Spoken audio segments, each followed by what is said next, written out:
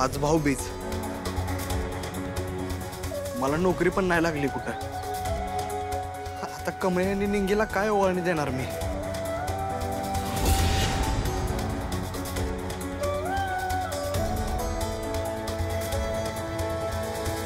काय रे इथे का उभा आहे? काय झालं? अहो काय नाही, ते मी कमळीला आणि निंगीला भेटायला आलतो ना इकडे।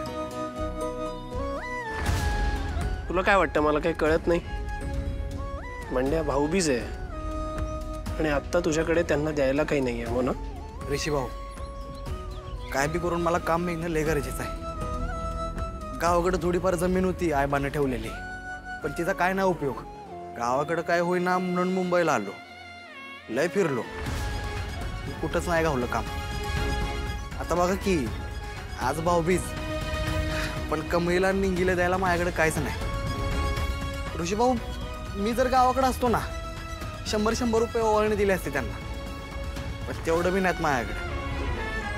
लय अपेक्षा ठेवून आलतो मुंबईला, पण आज माझ्याकडे फक्त 50 रुपये आहेत।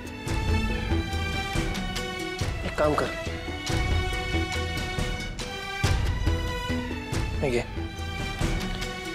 दे त्यांना ओवाळणी। काय करताय तुम्ही? मी नाही हे पैसे घेऊ शकत तुमच्याकडे। बंड्या, उधारी देतोय असं समजावं तर, आणि तुला जेव्हा नोकरी मिळेल काम मिळेल तेव्हा दे, काही घाई नाही। चालतंय ना?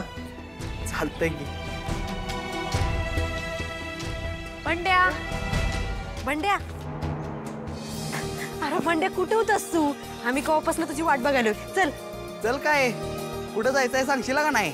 गप यायचं काम करशील का? उगा तुला लय चौकशी असतात बघ। चल चल चल चल चल चल। अगं कमळे निंगे, हळू की ये। इकडे ये, बस येते, बस। आणि हे सगळं काय आहे आणि कशासाठी? Maugham, you know it. तुला माहिती आहे ट्रकच्या सीन मध्ये माझा किती इन्सल्ट झालाय ते?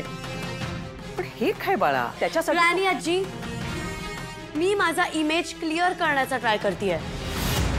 एकतर माहितीये तुला आज काय झालं? आज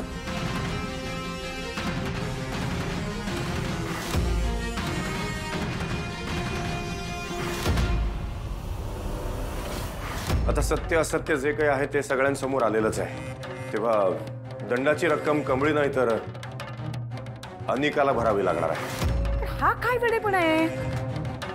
ते शॉर्ट सर्किट तुझ्यामुळे झालं असं सांगायची काय गरज होती मला सांग?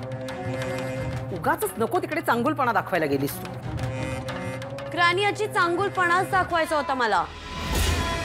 सगळ्यांना विश्वास करून द्यायचा होता की मी सुधारली, आय हॅव चेंज्ड। स्पेशली माझ्या रेशला दाखवायचं होतं की बघ मी चेंज झालीये। पण नाही, नेहमीसारखं सगळं माझ्यावरच उलटलं।